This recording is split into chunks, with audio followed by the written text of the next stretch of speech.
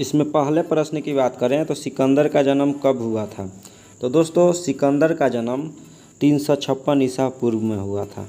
अब चलिए नेक्स्ट प्रश्न की बात करते हैं। सिकंदर के पिता का नाम क्या था। तो दोस्तों सिकंदर के पिता का नाम फिलिप था। अब दोस्तों ऐसे ही अगले प्रश्न की बात करें। यहाँ पे कह रहा है कि फिलिप कहाँ का शासक था। जैसे फिलिप जो थे उसके पिता जो सिकंदर के वो कहाँ के शासक थे। तो ये थे मकदूनिया के शासक थे। दोस्तों इस सारे आप ये क्वेश्चन को आप कॉपी में नोट करते चले क्योंकि आपको काम आएगा ये। अब नेक्स्ट प्रश्न की बात करते हैं। फिलिप कब मकदूनिया का शासक बना। तो दोस्तों फिलिप जो है वो 359 ईसा पूर्व में मकदूनिया का शासक बने थे। अब दोस्तों अगले प्रश्न की बात करें कि फिलिप की हत्या कब की गई थी। फिलिप की हत्या जो हुई थी वो 329 ईसा पूर्व में हुई थी। अब दोस्तों अगले प्रश्न की बात करें। सिकंदर किसका शिष्य था। तो दोस्तों सिकंदर जो राजा था वो किसका शिष्य था। अरसतु के शिष्य था। अब दोस्तों ऐसे ही अगले प्रश्न की बात करें। सिकंदर ने भारत विजय का अभियान कब प्रारंभ किया।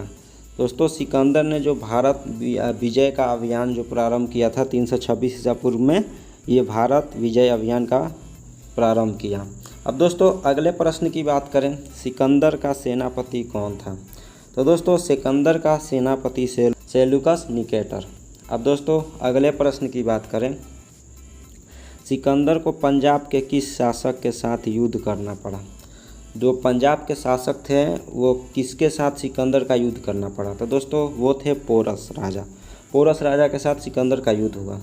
अब अगले प्रश्न की बात करें तो हाइडे स्पीच का युद्ध को और एक नाम किस नाम से जाना जाता है।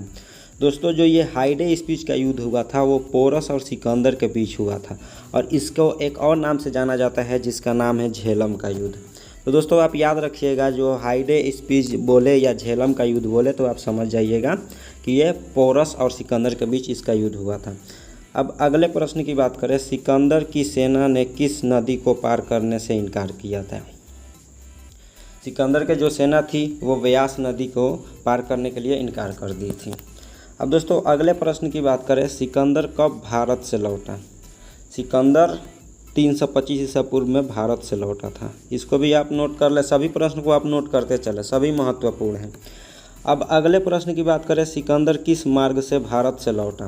दोस्तों सिकंदर जो थे स्थल मार्ग से भारत लौटे थे भारत से, ठीक है। अब दोस्तों अगले प्रश्न की बात करें।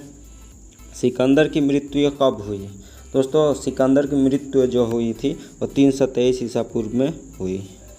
दोस्तों अगले प्रश्न की बात करें कि सिकंदर की मृत्यु कहाँ हुई। सिकंदर की मृत्यु जो थी बेबीलोन में हुई थी, बेबीलोन में, याद रखिएगा इसको भी। अगले प्रश्न की बात करें। सिकंदर की मृत्यु कितने वर्ष की आयु में हुई थी। तो दोस्तों सिकंदर की मृत्यु जो हुई थी 33 वर्ष की आयु में हुई थी। वो जो राजा था वो 33 वर्ष का था और इतना वो बहुत सारे राज्यों को जीत चुका था और भारत चूक गया। अब दोस्तों अगले प्रश्न की बात करें। सिकंदर का जल सेनापति कौन था। तो दोस्तों सिकंदर का जल सेनापति नियार्कस था। अब अगले प्रश्न की बात करें। सिकंदर ने भारत पर आक्रमण क्यों किया। तो दोस्तों सिकंदर ने भारत पर आक्रमण इसलिए किया था कि उसको विश्व विजेता बनना था। तो इसका उत्तर हो जाएगा विश्व विजेता बनने के लिए। अब अगले प्रश्न की बात करें।